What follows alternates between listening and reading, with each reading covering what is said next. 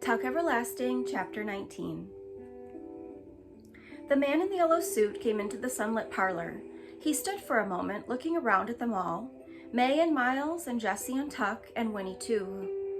His face was without expression, but there was something unpleasant behind it that Winnie sensed at once, something that made her instantly suspicious. And yet his voice was mild when he said, "You're safe now, Winifred. I've come to take you home." "We was going to bring her back directly ourself," said Tuck, standing up slowly. "She ain't been in no danger." "You're Mr. Tuck, I suppose," said the man in the yellow suit. "I am," said Tuck formally, his back straighter than usual. "Well, you may as well sit down again. You too, Mrs. Tuck. I have a great deal to say and very little time for saying it." May sat down on the edge of the rocker, and Tuck sat too, but his eyes were narrowed. Jessie said uneasily, "Who in tarnation do you think—" But Tuck interrupted. "Hush, boy. Let him speak his piece." "That's wise," said the man in the yellow suit. "I'll be as brief as possible." He took off his hat and laid it on the mantel, and then he stood tapping his foot on the littered earth facing them. His face was smooth and empty. "I was born west of here," he began, "and all the time I was growing up, my grandmother told me stories. They were wild, unbelievable stories, but I believed them. They involved a dear friend of my grandmother's who married into a very odd family. Married the older of two sons, and they had 2 children. It was after the children were born that she began to see that the family was odd. This friend of my grandmother's, she lived with her husband for 20 years, and strange to say, he never got any older. She did, but he didn't, and neither did his mother or his father or his brother. People began to wonder about that family, and my grandmother's friend decided at last that they were witches, or worse. She left her husband and came with her children to live at my grandmother's house for a short while. Then she moved west. I don't know what became of her, but my mother still remembers playing with the children. They were all about the same age. There was a son and a daughter." "Anna," whispered Miles. May burst out, "You got no call to come and bring up us pain." And Tuck added roughly, "You got something to say, you better come to the point and say it." There now," said the man in the yellow suit. He spread his long white fingers in a soothing gesture. "Hear me out. As I've told you, I was fascinated by my grandmother's stories. People who never grew older. It was fantastic. It took possession of me. I decided to devote my life to finding out if it could be true, and if so, how and why. I went to school, I went to a university, I studied philosophy, metaphysics, even a little medicine. None of it did me any good. Oh, there were ancient legends, but nothing more. I nearly gave it up. It began to seem ridiculous and a waste of time. I went home.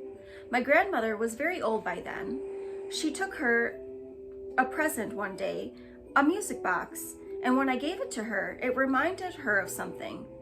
The woman, the mother of the family that didn't grow old, she had a music box." May's hand went to the pocket of her skirt. Her mouth opened, and then she shut it again with a snap. "That music box played a very particular tune," the man in the yellow suit went on. "My grandmother's friend and her children, Anna, was that the daughter's name? They'd heard it so often that they knew it by heart. They'd taught it to my mother during a short time they lived in the house. We talked about it then, all those years afterward, my mother, my grandmother, and I. My mother was able to remember the melody finally. She taught it to me.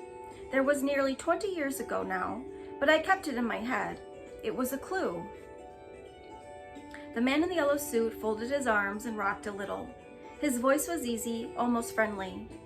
"During those 20 years," he said, "I worked at other things, but I couldn't forget the tune or the family that didn't grow older. They haunted my dreams. So a few months ago, I left my home and I started out to look for them, following the route they were said to have taken when they left their farm. No one I asked along the way knew anything. No one had heard of them. No one recognized their name. But 2 evenings ago, I heard that music box. I heard that very tune. and it was coming from the Fosters' woods.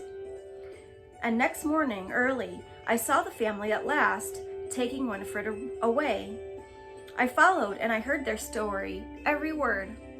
May's face drained of color. Her mouth hung open and Tuck said hoarsely, "What you going to do?" The man in the yellow suit smiled. "The Fosters have given me the wood," he said, "in exchange for bringing Winifred home.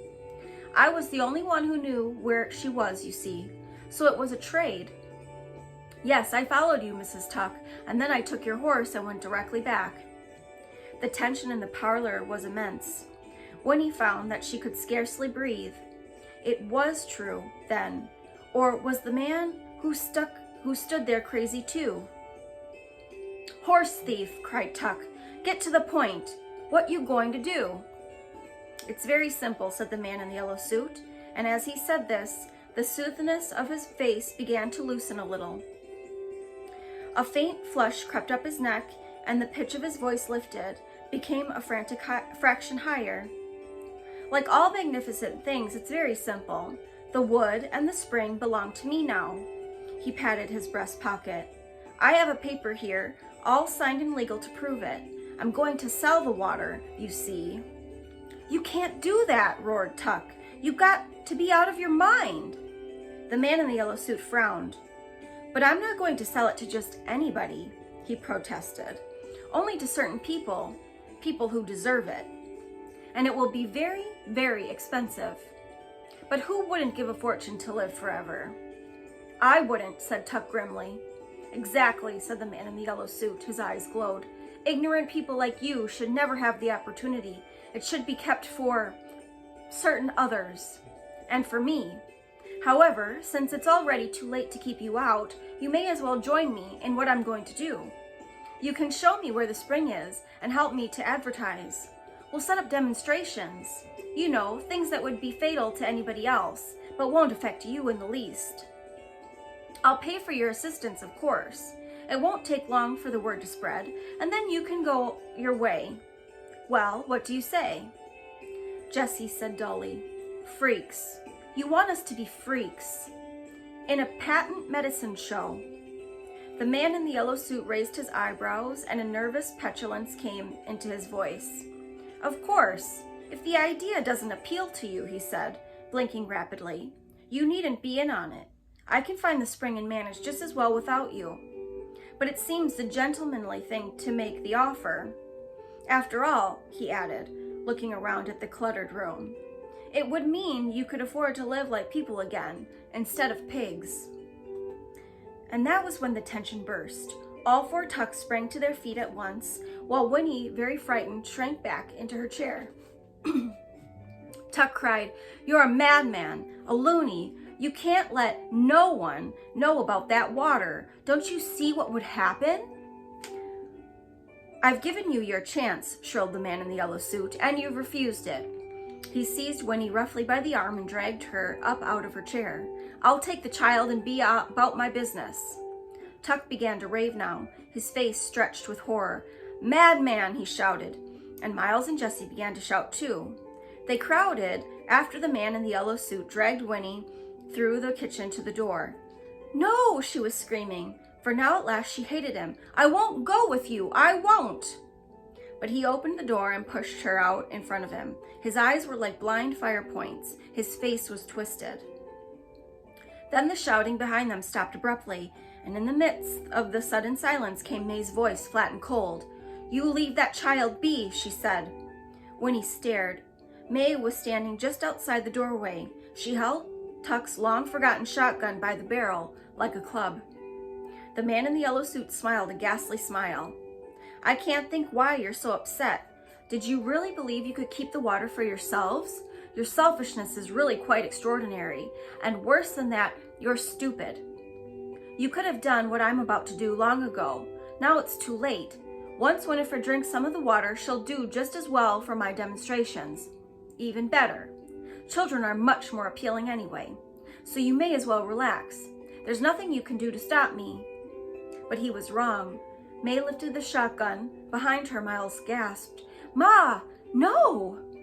But May's face was dark red. "Not Winnie! she said between clenched teeth. "You ain't going to do a thing like that to Winnie, and you ain't going to give out the secret." Her strong arms swung the shotgun round her head like a wheel. The man in the yellow suit jerked away, but it was too late. With a dull cracking sound, the stock of the shotgun smashed into the back of his skull. He dropped like a tree, his face surprised, his eyes wide open. And at that very moment, riding through the pine trees just in time to see it all, came the Tree Gap Constable.